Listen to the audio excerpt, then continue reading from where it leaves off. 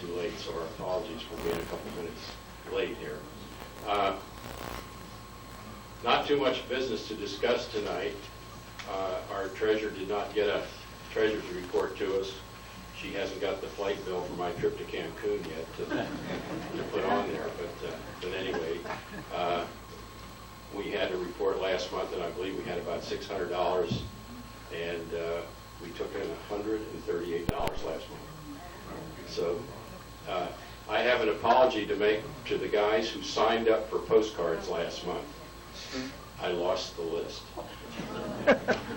So I've got the yellow pad here with me again tonight, and those of you who signed up last month, please sign up again so we can get those over to Patty Jobry, our esteemed secretary in Gettysburg, so she gets you on the postcard list. Without further ado, since you've all been waiting, I'll introduce. Yes. I've been asked to announce that on Sunday, November 5th, 2 o'clock, Cole Kingspeed, who was Dick Winter's co-author on Beyond Band of Brothers, is going to be speaking on Dick and also signing books at the Hershey Library. They've got a pretty long list already. I know they can hold 250 people because when we had the first meeting of this group at the library, Dick Winters was our speaker and we had 250 people. But anyway, if you want to go to that, you better call the library and get on the list because I'm sure it's going to be pretty crowded. Bill, the number is 533-6555. 6555. 533-6555. At 2 o'clock. 2 o'clock Sunday afternoon. Okay. At this point in time, I'll introduce our program chairman, Mike Charney. He's the old gentleman of Blue Jacket. And he will introduce our speakers. Thank you very much. First, he could go to Cancun. I don't know if you ever saw him in one of those little Speedo jockstrap sort of leopard skin things. It ain't pretty, yeah. So, Bill, you go yourself. I ain't going with you. I just wanted to say you're all in for a really tremendous treat. I remember as a kid reading about the Malmedy Massacre, and I thought, boy, what absolutely horrific stuff to go through for our GIs. And tonight, sitting with these two gentlemen, the hair on the back of my neck was standing up as they were reliving some of this, their observations. And I have nothing more to say to introduce them except that I'm absolutely honored and delighted. Our speakers tonight are going to be Harold Billow from Mount Joy. He'll be starting off, and then he'll be aided and abetted by Robert Sketch-Merrick. Both gentlemen survivors of the Malmedy Massacre, both part of the same unit, the artillery group that they'll talk about. So let's give them a nice warm welcome.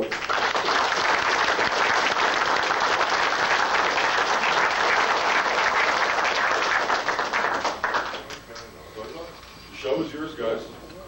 We're absolutely delighted and honored, and any way you want to handle it, it's all yours. So. Okay. We were with the 285th Field Artillery Observation Battalion. We were an observation battalion, and what we did was survey in flash and sound observation posts. Before I go any further, we went in 1943 at Camp Kruger, Oklahoma, and then we went and maneuvered Louisiana in flash and sound observation posts. I think most of you know what observation posts were that we surveyed in flash. Those instruments were to pick up the flash of the enemy guns and sound observation posts the same. Well, December the 17th, we started out in the morning going in convoy of about 20-some trucks, and we approached Malmedy, and we came to a crossroad. And at this crossroad, there was 5 roads come together. And we were supposed to be going to St. Vid to set up new observation posts. And before we got there, we were going up the road past the 281st Engineer Battalion. And where they were at, large trees were alongside of the road. I mean, they were large. The engineers had them all loaded with TNT because they got word that the Germans were breaking through and would be coming through there. And if they would have came down towards them where these trees were, they'd have blown them. Well, now, my buddy here, he'll be telling you more than what I'm going to be able to tell you because he was in vehicles ahead of the column and he saw all the stuff that was going on at the crossroads when our column stopped. But before I got to the crossroad, the German Panzer Division was coming up from our left. And they started firing at our vehicles up ahead, blowing them up. My buddy and a lot of others, they dismounted, head for the ditches in the woods, try to hide to save their lives. Well, by the time I got to the crossroad, I was one of the last vehicles. Because every time we'd go from place to place, they'd set out a bunch of guys at crossroads to direct the column to which way we were supposed to go. My vehicle stopped just short of the crossroad, and it wasn't long till the Germans were coming down the road, motioning for us to get out and follow them. They marched us up the road, put us in the field, and there we all stood, about 150 of us. And after a while, a German command car pulled up at the crossroad, and a German officer stood up, pulled his pistol out, and he shot one guy on the right side of me, and then he shot another one on the left side. Then he yelled something in German, which I didn't know, but before this was going on, one of the tanks had stopped at the crossroad, and they mounted 2 machine guns up on top. And after this German shot the 2 guys, he hollered something, and then the machine gun opened fire on us while we were all in that field of one big bunch. We went back and forth trying to kill everybody in the field. Naturally, everybody, at least I did, and a lot of others, went down, played dead. A lot of people ask, how long will you land there? Well, it seemed like eternity that you would land there. But it was quite some time. Laying there, it was cold, snow. I was laying there face down. And while we were all laying there, these guys were moaning and groaning because most of them were hit and severely hurt. And then the machine guns, when they stopped firing at us, the Germans walked through the whole group, and anybody that showed signs of life, they point blank shoot them right through the head. They kicked them, rolled them over, and like I said, if they showed any signs of life, they had it. And there was one medic there, he was dressing a wound for one of the guys. He asked if he could do it, and the German shook his head. When he was done fixing his wounds up with the bandages on, he shot him. So we lay there for quite some time. And after a while, one of the guys, after the machine guns and everything seemed to quiet down, this one guy says, come on, let's make a break. So anybody that was able to got up and took off. Now, at the crossroad, there was a building, a cafe. And a couple of us went to that and went inside. I did too, but this tank setting on the crossroad, I said to myself, that guy sure saw us go in there. Somebody's going to come over and get us. I turned right around, went back around the house, down the road, across the road, down along the hedge road to keep out of the line of fire from the tank, which while we were running, trying to get away, he was firing at us. So I got back down to this engineer outfit, and after a while I got picked up, and they took me back to a first aid station. But while I was laying there in the field, something really hit me on my one foot. It stung, and I thought I was hit. But I said, don't move, because if I do, I knew what they were doing. I laying there face down, and I could just peep up and see the Germans coming through doing that. But they took me back to a first aid station and asked me if I was hit. I said, yeah, I think I was hit in the foot. So I saw, smashed the shaft. Guys would get in the cockpit, take a hammer, smash every instrument in, everything at the plane. They tore apart either with axes, acetylene torches. The reason they did that, they told me that they didn't want anybody to get any of the parts, and you should see the parts out in the field from all these planes that we destroyed. And what was sad, they had some planes that was just came over there. They were in crates yet, P-38s, P-37s, or whatever. We took them out of the crates, did the same thing to them. They were never flown. But I didn't have a camera. I wished I would have, that I could have took pictures of all the parts, motors, and all the plane parts that were laying out in the field. A couple stories high, because they didn't want anybody to get them to use it for anything. So while I was there, I was able to go into Manchester, and going in every night, I met a girl, and I finally got married over there, December the 17th, 1945. That was a year later to the date that when we were captured by the Germans and shot, and then from there I got shipped home, and I didn't realize it. After I was home for a while, somebody said, well, you know, you were captured by the Germans the 17th. A year later, the 17th, the British captured you. And also, my dad's birthday is December the 17th. So that is my story. Now, buddy here, he'll be able to tell you a lot more, because he was up ahead watching all this going on down at the crossroad. And while I was laying there with my face down in the snow and mud, hoping I'd make it back. So here you are, Sketch. Take over.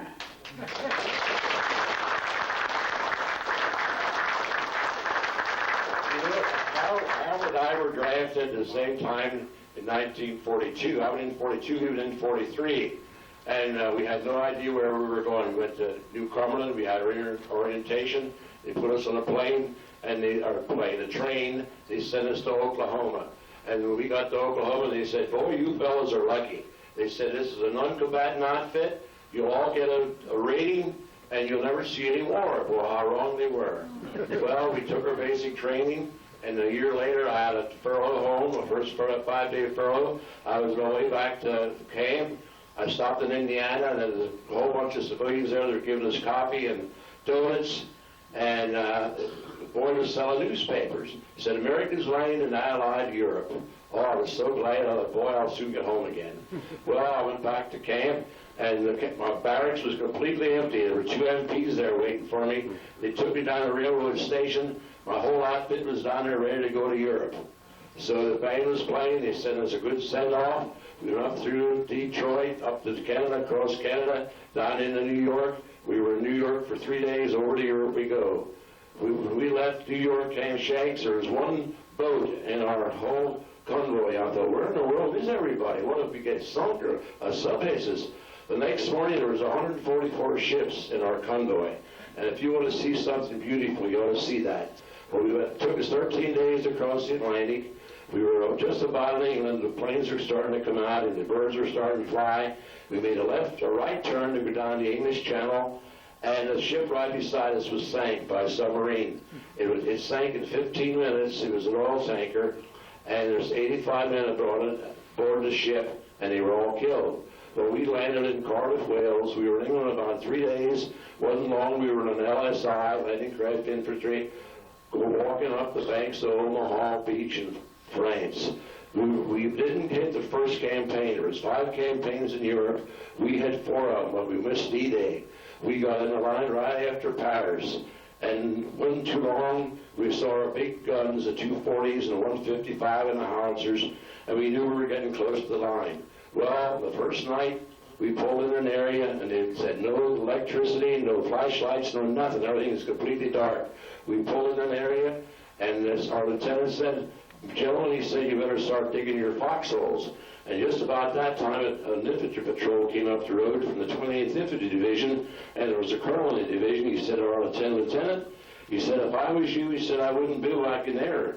And our lieutenant said, well, why not? He said that there's a crossroad right below this area, and the Germans, they pepper the heck out of it all night long with artillery. Our lieutenant said, well, it'll be good for the men. He said, good bring them in right. Well, he was wrong. But we dug a hole. 4 of us decided to dig a hole. We dug about 6 inches deep. And we took our, because the roots you couldn't dig, it was pitch dark and raining. I said, I'll be darned if I'm going to dig a hole in this place. So anyhow, we put our shelter halves and covered ourselves. About an hour later, the Germans started to shell us, and we really got initiated. Big shrapnel pieces hit everywhere, and I looked out, I thought it was snowing. The shrapnel was that hot, and the water from the rain, it sizzled, you know, and after a while I heard someone crying. Then someone heard them hollering.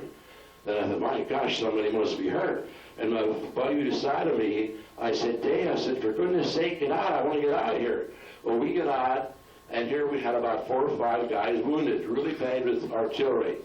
And I said to our sergeant, master sergeant, I said, you better go for help. He said, well, where will I go? I said, walk up the road. I said, the 103rd Medical Battalion's up there, and I knew them from being here so close to the Indian Town Gap. That's where the Pennsylvania outfit. So he went up, and we did about an hour, and he didn't show up. So I said, well, I better go up. So I went up, and here he was standing against a tree. He was shell-shocked. He couldn't move. He said, I'm hit. I said, where are you hit? Well, anyhow, I went up myself, and I told him to come down and get these guys. And they brought 2 jeeps down. They put the wounded across the hood. And we were all Pennsylvania. One guy was from Hopeland. One guy was from Elizabethtown. And they were really hit bad. Well, anyhow, that was our first initiation for the first night in the war. And we were supposed to be a non-combatant outfit. Well, then we went all through the war. We directed artillery fire, and we found targets for artillery to shoot at. And then finally they took us, I just have to give you a little information how they clean you. For 100 and some days we didn't have a shower. So one day they took us to a shower point. It's a great big tent.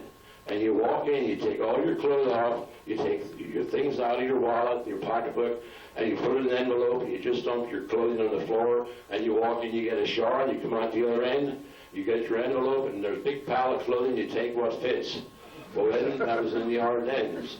And then we were on the line for quite a while, and then we finally got up to Holland. And we were in Holland, and then told us on Saturday night that we shouldn't sleep so soundly because the Germans were infiltrating our line in another sector, and we're supposed to go down and find out how many and in what force. We had no idea what they were talking about. The next day, anyhow, they got us awake, and they always blow a whistle when they want to get together.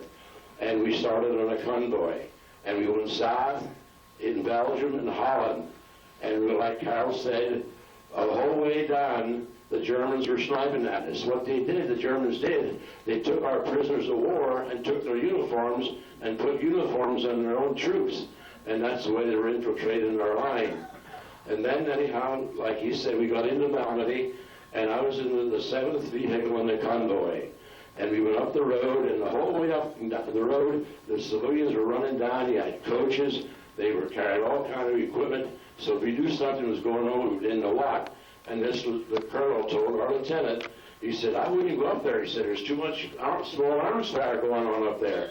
Well, he said, it'll be good for the men. He said, I have orders to stay in that route, and that's the route I'm going to stay on. Well, we, like Carol said, we got up around the corner, and there was our road marker. He moved us to the right.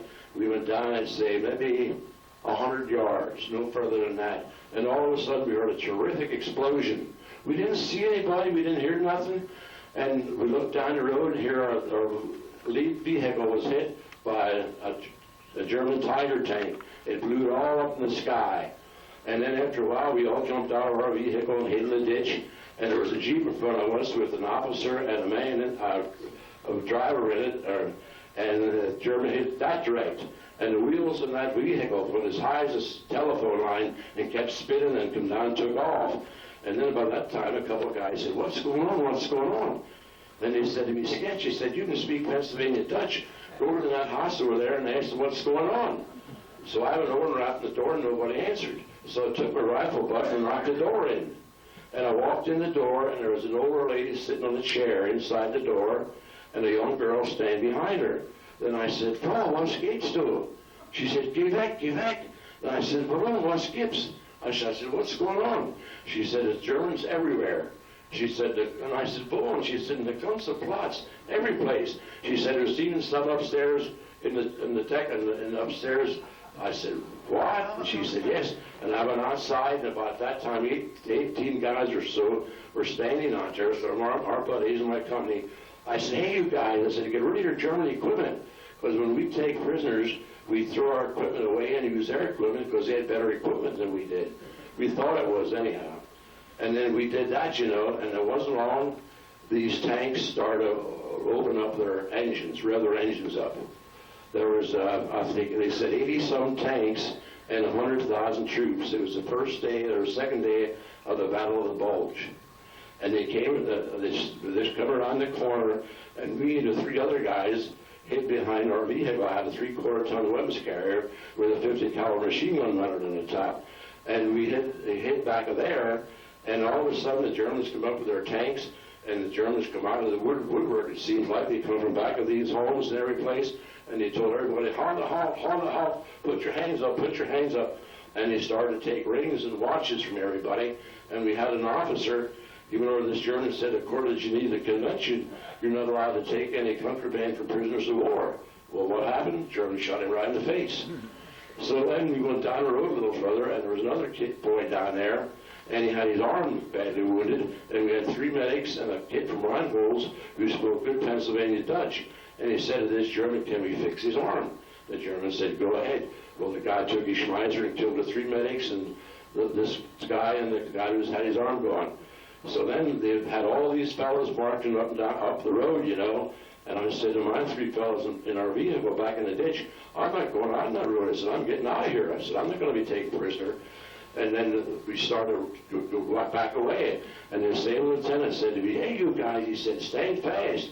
He said, "If you guys get away, they'll kill us all." So anyhow, then they all marched up the field, up the road, and the Germans put them in this field. And we were still in back of our vehicles. I was never in the field. I was always right, the first or second vehicle from the field. I saw everything was going on. And it was pretty tough to see. And a lot of people were calling their mothers, and it was crying. It was just an awful thing.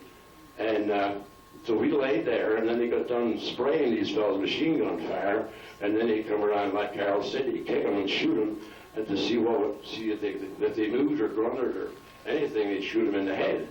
And we had a buddy that was shot 3 times in the back, and he couldn't take it. He grunted a little bit, and where they shot him in the leg. The first shot, he shot him in the leg. And finally, like he said, they quit. There's 2 tanks quit firing, and he took off. So I said to my buddies, I said, "No, 3 guys, so you guys still living?" They said, "Yeah." Well, I said, "I'm getting out of here." They said, "Well, how are you going?" I said, "You see those woods back here?" I said, "I'm going to run toward those woods." So I got up to go, and we didn't notice, but 2 other tanks came around the corner, and they fired at us. And you could see the tracer bullets around our feet and everywhere, all through the air, and they hit the ground. I thought, "Now, why in the world would they hit the ground? We're going to get away." And then I thought, I better would too. So I crawled back to them, and here they were dead, and I took off by myself. Then another one went down through, and I laid down again. And I had my head in the snow, and I cocked my head, and that one German tank stopped, and the guy came off the German tank, came over to see if I was dead, and his boot was right beside my eyes. If I wouldn't have moved, he would have shot me. So anyhow, I got to the woods, And then I stayed there that night, and I was there in half an hour, and the Germans evidently must have brought a portable launching platform in, because the whole sky lit up with a bright red glow, and every 2 minutes these shoot these buzz bombs over my head. Then I thought, I'm not staying here. So I moved a little further, and then the whole German column was going north. I guess it was north, or it was going west. And I thought, I can't go there either. So then I went back again to where we came from in that field, and I went down there, and I came to an area where they had trees, pine trees, and they had them cut even with the ground. Then that's where I sat on. I sat on a stump then for 2 days. And the snow, was so much snow, the branches grew out of these stumps, and I hid under there. When I stood up, I could see out over the countryside. But I used to take the snow off of the pine and chew them, but I never ate them. Then I was there 2 days, and my feet started to hurt. I had a knit hat on. I had regular shoes, no combat boots, no gloves, nothing. And it was cold, terrible cold. And I knew I had to move because my feet hurt so bad. So then that next day, I went across a plowed field, and I came to like a hedgerow, and I crawled in that hedgerow, and I hid there, and I was there about 15 minutes during these Germans talking. And the German patrol and the dog walked right past. I could reach out and touch him.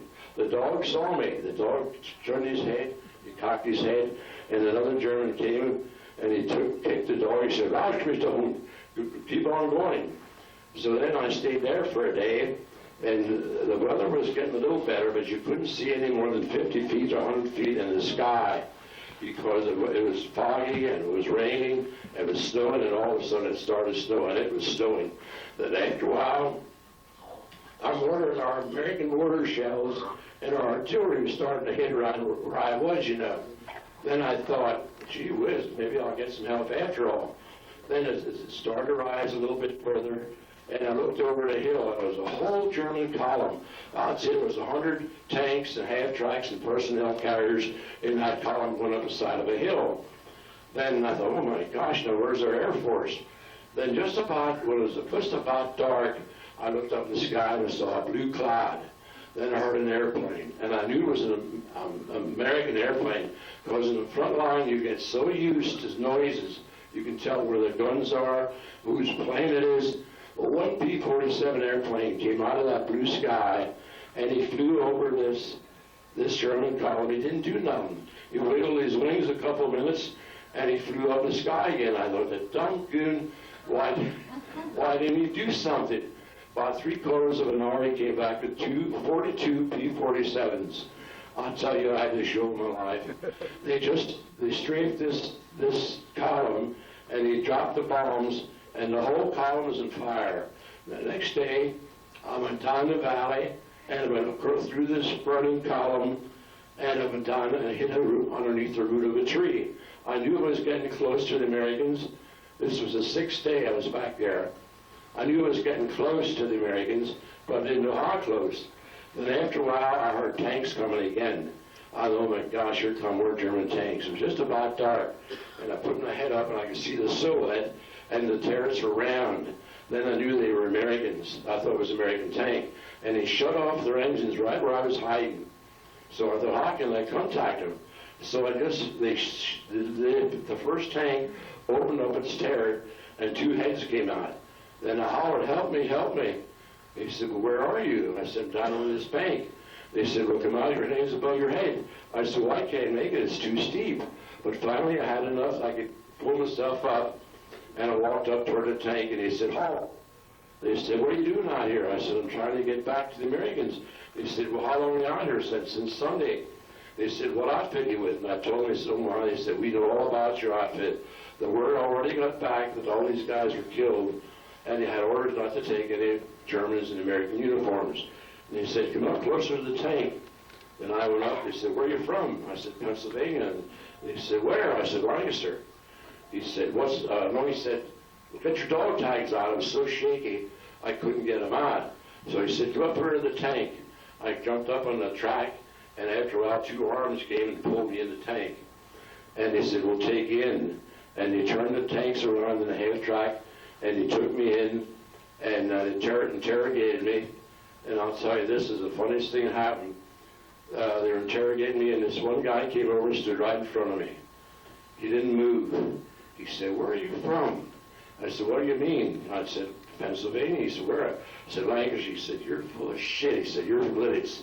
He said, "That's right." That's right. I said, I didn't know. I didn't remember. I knew when I was a kid. But he lost all his hair in the war. And he said, "When did you eat last?" Then I said, "I ate last Sunday." Well, he said, "This is Sunday, next Sunday, Saturday night." And he gave me a dehydrated fig bar and puked everything out. Then that night I slept, had a warm bed. And when that warm comfort, that warm blanket hit my foot, I could have screamed. My feet swelled up. I couldn't walk. The next day I couldn't walk. And they said, and this colonel said, "Sergeant," he said, "you're going to the hospital." Well, the next day they sent me to the hospital. It was in Belgium somewhere, Liège. And it was a hospital with a Red Cross bracelet on the top and the German stripes. And I threw that tent like a bullet, barefooted. And I hid in the barn for I don't know how many days. I just want to tell you the story how I saved my own life, how I got back. And then I was there in that barn, and I don't know to this day yet how I ever got shoes or stockings or anything. But I remembered, the next thing I remembered, I was in France. I was in a child's orphanage. I don't know how I ever got there. And they used to, if I want something to eat, I have to go outside or downstairs or something. I used to fill up a cup with snow and put milk in it and sugar and eat ice cream. And then the next thing, I went to a White House. I can remember that White House so well, but I don't know where it was. And they said, if I want something to eat, I have to go down this hill. There's a place down there that repair American tanks. And I was going down there, wrapped my feet and legs in burlap or blankets, and I was going on the road, and I looked up in the sky, here came a buzz bomb. A buzz bomb, the Germans had them by the thousands. It was like an airplane with a short wing, and it was automatic, you know. And it shut its engine off, and I knew it was going to hit. And it went down, and I watched it, and it just swinged around the ring and down and went. I'd say it hit about 100 feet from where I was. And that was really something to go through. All of a sudden you hear a shh, then you see a big red flashlight, big flash, then you hear an explosion. And all the shingles and all the windows in those houses where I was hiding flew out. And then from there I went somehow or other, I got in the 3rd Army Hospital, but I never gave them my name. They always asked my name. They had my name listed Sergeant Ming, and I never answered. And I knew it was in George Patton's hospital because all over the hospital had his picture on the wall. It said, "Know your general." And it said you had to put your rifle on your left shoulder, your left arm to signify you're from the 3rd Army. Then he asked me one night if I could stand guard. I said, "Yeah." I said, "I'll stand guard." And the colored boy, he was my partner. I said, "Brian," I said, "where's your rifle?" He said, "I don't want a rifle, I want a knife." He wanted to stood guard with a knife, and that's true. And then one day they said to me, "Can you fire an M1 rifle?" I got pretty good. I could walk again, but I had awful trouble with my feet, I mean. And then I walked, and I said, "Yes." And he said, "Well, you're going back for your second chance." Harold went to England. I went back in the line again. And they put me out, and I went back as a rifleman. And I was going back to the front as a rifleman. And I was in a town somewhere, I don't know, in Belgium somewhere, Pinster it was called. And I saw this convoy went down the road. They were all new vehicles, and the guys had different colored uniforms, and they had combat boots. Well, we had the fatigues, and we had regular clodhoppers and leggings, you know. And I hollered at him and said, "Where'd you get those vehicles?" Well, he said, "We just came over from the States." He said, "This outfit was all shot up," he said, "and we were all new people." So I said, "Well, where are you bivouacked at?" He said, "Down here in the castle." I said, "Take me back." And he took me back, and the regional captain was there. He wasn't in the massacre. He went the day before. He said, "Sergeant," he said, "where were you?" He said, "We looked all over Europe for you." But I didn't know where I was. For a whole month, I didn't know nothing. And then he said, "You want to go home?" I said, "No." I said, "If I may, I'll stay." I don't know why I did that, but when we used to have reunions after the war, the guy said they thought I was crazy. I could have came home right during the war. But Harold and I could tell you so many things that happened, but I just wanted to give you an example of what I went through as he went through, and here we are, we're still here. Is there any questions that anyone wants to know?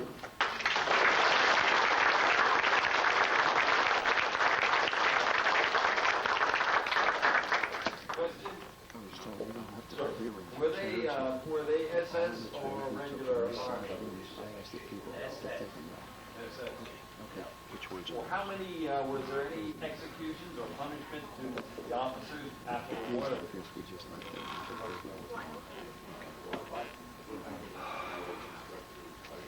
Oh, well, I'll tell you that this colonel that gave the order to fire, we always thought it was Colonel Piper. We never knew his name.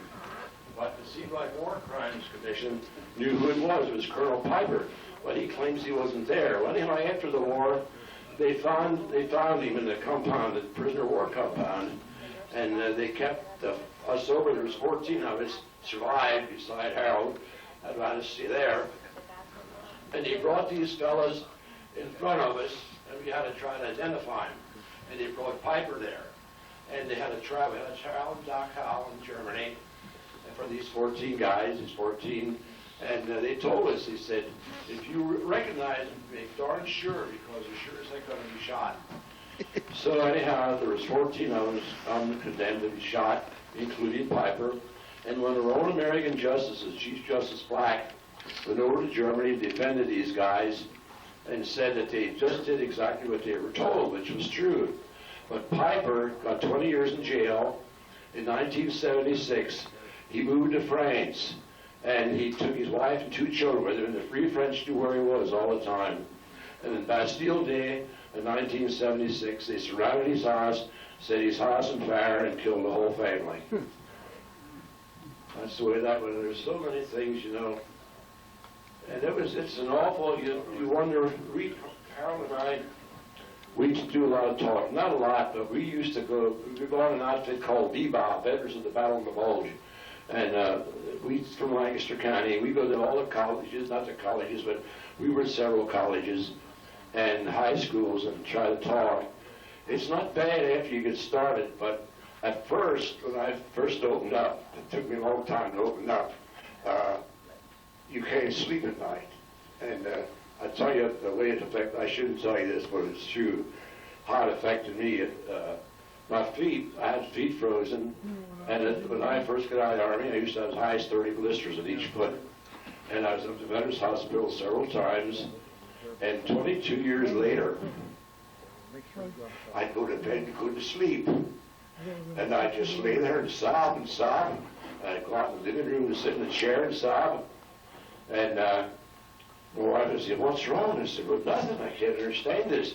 And I just so happened that neighbor was a doctor, a medical doctor, and she went over and got him. He said, "It's got you on what you call post-traumatic syndrome." He said, "Sidney can't get out." But I had one boy from Colebrook up here. He killed his wife. He cracked up and killed his wife, and a couple of my old buddies committed suicide. It just is in your brain. You just can't get it out. But as time goes by, I'm a 84 student. I'm still here. It's just like Harold. He's still with it. But I had an invitation, as we all did, down in Immaculata College in the psychology class. They wanted to know how we cope with what we went through.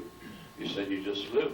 You know what I mean? You dream about it, but eventually it goes. But these things happen to this Carl's out. He was in my nice squad. He was the easiest going guy.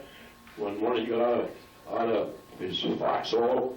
He had such pretty white teeth. He was always brushing his teeth. And he took some snow and melted his stone to rinse his mouth out, and the Germans sniped at him. The bullet went through the canteen cup. They just laughed about it. But he came home and he cracked up. 1989, I think. He didn't crack up until all those years. And she sent him up to the Veterans Hospital, and he had shock treatments, and he was going again. He was our best buddy, one of our best buddies. We would have done anything to save his life. He would have for us. And she said, he started to go again. She said, "Carl, if you don't get any better, I'm going to send you back to the hospital." He said, "No, you're not." He said, "I went through hell twice in my life." He said, "The Malmedy Massacre and the shock treatments." And by God, he took a claw hammer and killed her. And he was missing for years, and they didn't know where he was. He took off in his car, and they found his automobile in Bangor, Pennsylvania, but never found him. And then about maybe 2-3 years ago, there was a hunter up there who was hunting, and they found his skeleton, the skeleton remains of him, but they don't know if he would, because above where he was found, there was a belt and a rope hanging. So they don't know if he went back there and did again or what. I tell you, it's one of those things you have to put up with. Anybody else? I have a question. You remember Sergeant Irvin Sheep in your outfit? Yeah. I've been trying to locate his grave over in Palmyra. Yeah. That's my cousin. Is that your cousin? Yeah. I have some articles at home. Well, I have his name in the book and where he Yeah, I have his picture here. passed. Who was it? Irvin Sheep. Urban Sheets. They're sketchy. Let's show them the flag of evil. There's the closest one. Yeah. Yeah. Yeah, I was. Oh, yeah, I remember that. Yeah, he was. Got it in the Massacre. Yeah. We had another killed from Palmyra, Carl Bly. Carl Bly didn't Railroad Street. Yeah, they were funny. Yeah. Yeah. Yeah, we had a lot. We were all 20, 21 years old, Yeah. believe it or not. Yeah, my brother took me around to that cemetery, but we couldn't find it. The caretaker wasn't there to find out where he were. I wanted to see where he was. Okay, put that down. Let's show him the flag of evil. Oh, yeah. Hey, listen, guys, you worry about this stuff. I brought home some was in England. I brought a whole bunch of swords and knives and guns home. Yeah, well, you stole them.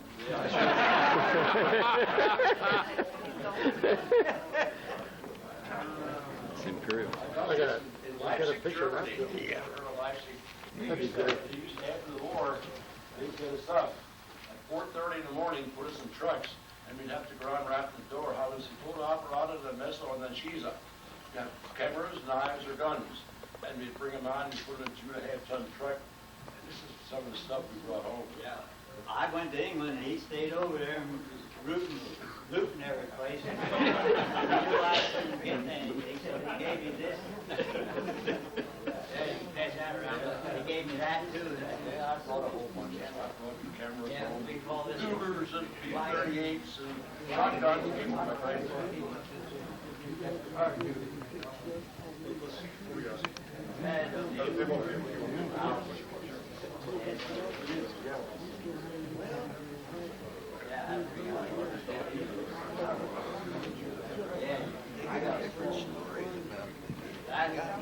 That is the field that I was in. Sketch. 150 guys. The question from a gentleman over there, he wants to know how many survivors are still living. And first of all, how many survived and how many are still living? Well, here's a picture. Had the The Americans, they erected a big monument in Belgium in memory of our company alone. And there's 87 were killed. 87 were killed. Now, not all our battalion or company was in there because there's headquarters and 8 batteries were in. but we had, a fellow had food poisoning, and he was in the last 4 vehicles. And before we got to Malmedy, he was so sick, they diverted their convoymen in the direction to take him to the hospital, and they didn't get in it. But there's 87 who were killed. The Belgian people put this wall up, and there's 87 names on that wall. After the war, I had to go back there to Belgium to where this happened, and had to tell them deposition what happened, you know. And I went in the same house that I went into that day. Then I said to the lady, we can't find our one comrade. Oh, she said, we found his body in April. And this massacre was in December. And she said they buried him in their own cemetery. He was from Wilkes-Barre. His name was Alfonso Sabulas. Darn nice guy. We called him Stubby. And they, with American Grave Registration, went and took him out and put him in a military cemetery. Did they remember you when you went back to the house? Did they remember you when you went back to the house? Oh, no, I don't believe so. I didn't talk say that much to them. Gee, you said that you talked to these people in Pennsylvania Dutch. Did they understand it well? Yeah, well, we had a captain, he said to me, Sergeant, he said, can you talk to these bastards? I said, no, why do you ask that? He said, how come you get all this stuff? I said, what do you want? He said, get some chickens and eggs. I said, I'll have them for you. I know Pennsylvania. The guys wanted some beef too. So he says, go out and get a cow or a steer, bring it in and butcher. We were in this factory in Heimersdorf, and there was an elevator there, and we tied rope to this old animal, pulled it up, he skinned it, gutted it down the elevator shaft, everything. When I was a kid, you know, on the farm, you butcher, you do your own butchering. But I couldn't use a scalding straw, I had to skin him, you know what I mean? But they brought a couple of heifers in, and I butchered them. And we had fresh meat. And so all we had was K rations, C rations, and 10-in-1s. 10-in-1 is enough for 10 men for one day. And finally I said, you get some, see an animal and bring it in. We did a lot of things that I'd be ashamed to tell you, but that's what happens, you know. We used to do a lot of looting. But we had fun, too. You have to have fun, you did. But we had a lot of guys taking prisoners. I'll tell you what, we had all our communication was by telephone lines. We had them on the ground and trees, and we'd send fellas out. The Germans would find their lines, and they cut them, you know. Then we'd send a wire crew out to try to find the line toward and splice them. But one day we sent one guy was from Lebanon, Dawson Kreiser, and we knew them all personally, all these guys all personally. Well, anyhow, they were not, you know, to supply this line. They found where they cut it, but when we went down to repair it, the Germans came out and took him prisoner. But the guy was sitting in the Jeep. He kept the motor running. And he saw the Germans take him prisoner. He put him in gear and took off. Well, he came in, his whole bottom of his face was shot away. And about a month later, we had a letter from him in Nebraska. He was in the hospital. He said he lost his billfold or whatever. He said, if you find it, we send it to him. We had a lot of guys killed in the shrapnel. It's like, you'd remember a piece of shrapnel hit him here in the neck, went clean through his body. Come on, I'll tell you some of this gruesome stuff you should see. You know, I'm not here at live, but in Holland they had the coal mine, and they had a slag pile, and it was all fall from the coal, and we had an outpost on top of there, and we'd take turns going up and directing artillery fire. And this one kid said, well, I guess it's my turn. He went up, but he didn't come down. We pulled him down. There was a conveyor in back of him that brought this stuff up. It missed him, but hit the conveyor, and it split his back right open. You had a lot of casualties, you know. Question. Yeah, a question for Harold. While you were lying in the field, did a German kick you or move you? Yeah, You didn't move. I don't know whether he kicked me or hit me with a rifle butt, but I didn't move because I knew I was laying there face down, and it was cold, and the steam was coming out of your mouth and nose. I tried to keep from breathing all I could, so that didn't happen. Yep. I knew what he was doing. If I'd have looked up at him, I wouldn't be here today. Did you guys hear Piper when he made that comment at the beginning of the massacre itself? Not the covenant.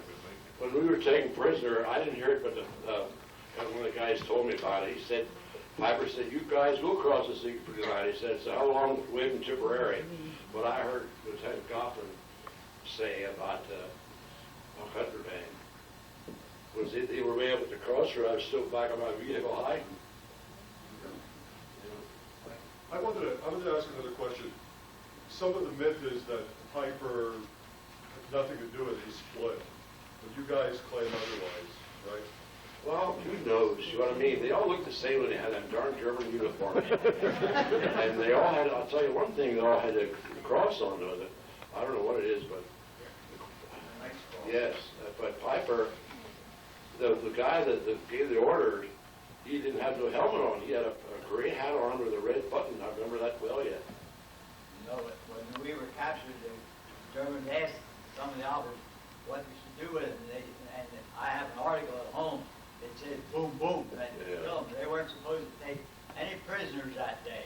They They didn't have time to have somebody take care of them, get rid of them. The Because first, they were on the move. another first thing they did, they said, come student chauffeur. They asked different guys, come student chauffeur, can you drive? 5 guys drove our vehicles that weren't hit back, and 4 of them lived, and 1 of them had died in a PW camp in pneumonia, lupus, remember? Yeah. But 1 guy come out, he stayed in the service, he got to be a full colonel. But we stayed pretty close together there for a while, but now we all pay, most of us. But you should hear, I wish you'd just have all the survivors and just listen to their stories, like, I'm thinking of Mike Skoda now, and different guys. Mike Skoda was shot in the back, and he was shot in the leg, and he crawled in his house, in a shed, and the Wehrmacht is different than the SS. The Wehrmacht were soldiers just like you and I, and he took him prisoner. Well, he got to the hospital, a German, when he took his internship in Massachusetts, and he operated on him, and Mike told me his story. He said, and then this guy said, you're not going to die. He said, I'm from America. He said, you're not going to die. And he lived, and he went to Czechoslovakia, somewhere in the PW camp, and then the Russians came, and they sent him to Potsdam, the PW camp, just to listen to the stories, how they survived. You know, each person has their own story, how they survived. Yeah, Skoda, the interpreter. Who? Skoda. Oh, yeah, Mike And he Skoda. was interpreter. He was a real Russian. Yes, sir. Ask them if they're familiar with what Bill O'Reilly said about this and what they think about it. What did Bill O'Reilly say? Basically, he said it's the other way around. Okay, I got an article here. If that guy would walk in here right now and I know who he was, that sword that I got, I'd kill him. Right, here's an article that some SP wrote. He says here, there's a big article here, but I have it outlined. Tell our survivors, Merrick and Billow, that there was no massacre.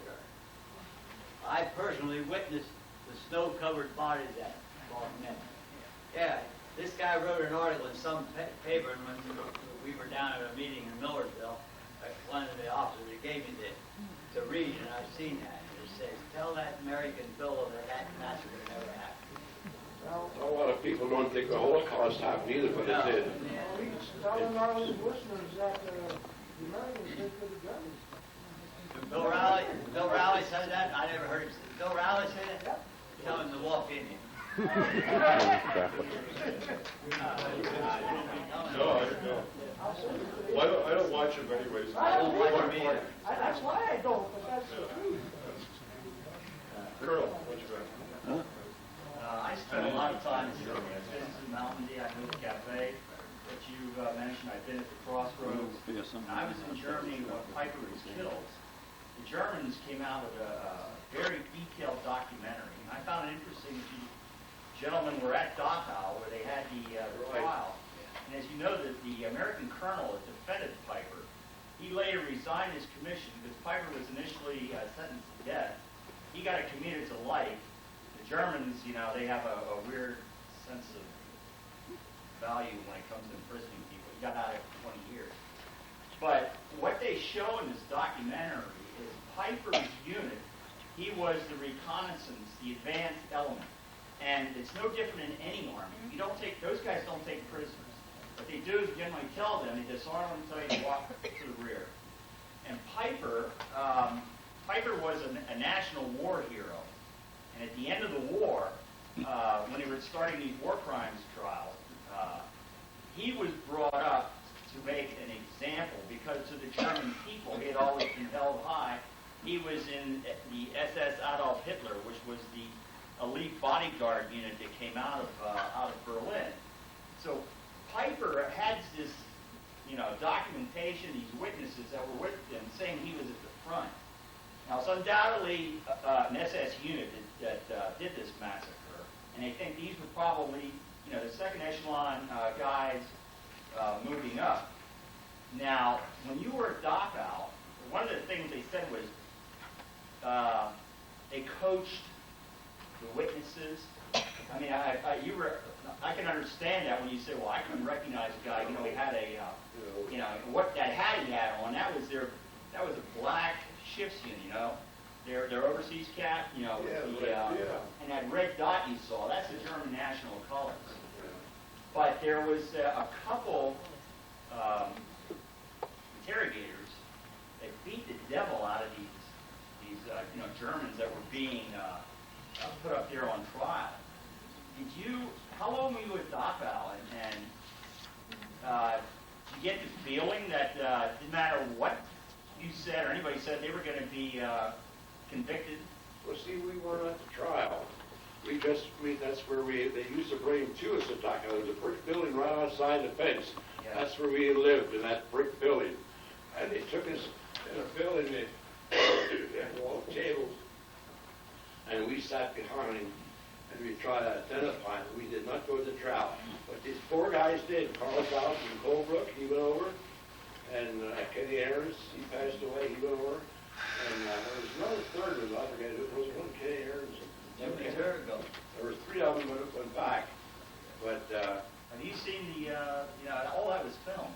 yeah, it was on film. Yeah, I saw it on You've film. seen that? And sure, I saw it when Larry gets up and said, "This is the man who fired the first shot." I was questioning that for me. I mean, you shouldn't say it. Well, I talked with one of the SS, Waffen SS troopers that was with Piper's advanced element, and he said the same thing. And he said, look, our orders were, we didn't take prisoners, Well, sure. we didn't shoot them, we didn't take them, like I said, disarm them, send them to the rear. And from what you're describing, there must have been so much confusion going on that, nobody can condone what happened. No. But was it true that one of the GIs killed was the son of a senator? And this gave a lot of, political backing to pursue this issue? I forget where I saw that, but I think it's in, the colonel who retires, goes on to defend him. I don't even see the paper, I don't even read it or nothing. I figure I know what I went through, how what he went through, but don't ever think it didn't happen. Oh, it happened, that's for I sure. was there. Just like the holy policy, say it didn't happen. I asked the people who were there. Other questions? Yeah, Jack. Is it true that one of the killed there was a Nelson Hershey boy? Was Carl Blau from the Nelson Hershey boy, or was there? You want to know what's funny? Carl Blau. Was he a Hershey boy? I don't He know. lived in Palmyra, Railroad Street. His wife worked at the Hershey Cane. Her name was Marion. Carl, B-L-O-U-C-H. I used to go to see his parents after the war. And there's another boy living in Hershey, but he wasn't in the massacre. He had that little restaurant outside of Hershey, ice cream place. His name was Woodburn. Oh, He yeah. wasn't in the massacre. He had, you go out there, 322, right outside of Hershey, to the right, they used to sell ice cream, little sandwich shop. Orange, that's it. His name was Orange. He went to Orange. It was Whitmer. I was looking over that list of men the other day. Oh, yeah, I forget the name. Yeah. What was you guys' occupations after the war? Occupations after the war, what did you do? Well, we did. I was a mail carrier for 34 years. I worked for Hampton Incorporated for 34 years, which is now Tyco Electronics. They paid me one great sum to get rid of it. Because they were downsizing like they've been doing ever since. I got over $12,000 in cash when they downsized. Well, I took that for early retirement. I quit when I was 53. When I was 49, I had 30 years in. They said you could retire. I worked 4 more years, then I retired. I retired as long as I worked, almost. I retired at 62 with that big bonus they gave me. Other questions? How about some of you kids back there? High school students? Any questions? Any other questions? Yes, sir. How many survived? How many men survived? Total number of survivors on that day? You know what, I just read an article in the paper the other day, what's it, 13, or it's more than 13. Yeah. Well, everybody says there was about 150 in the field, and on that picture that's going around, there's 87 names on it. That was. But see, there's a lot of guys that had as prisoner before we were caught. There was a couple from different outfits, and they marched them in the same field. But the majority, most of them are all B battery and 285th. Yeah. Hey, go ahead, Clark. Yeah. By the way, this is his original uniform. Yeah.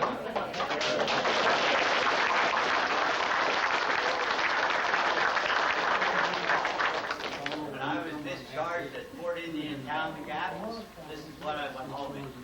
Plus, I got my overcoat and my raincoat. I don't have shoes or the socks or the belt.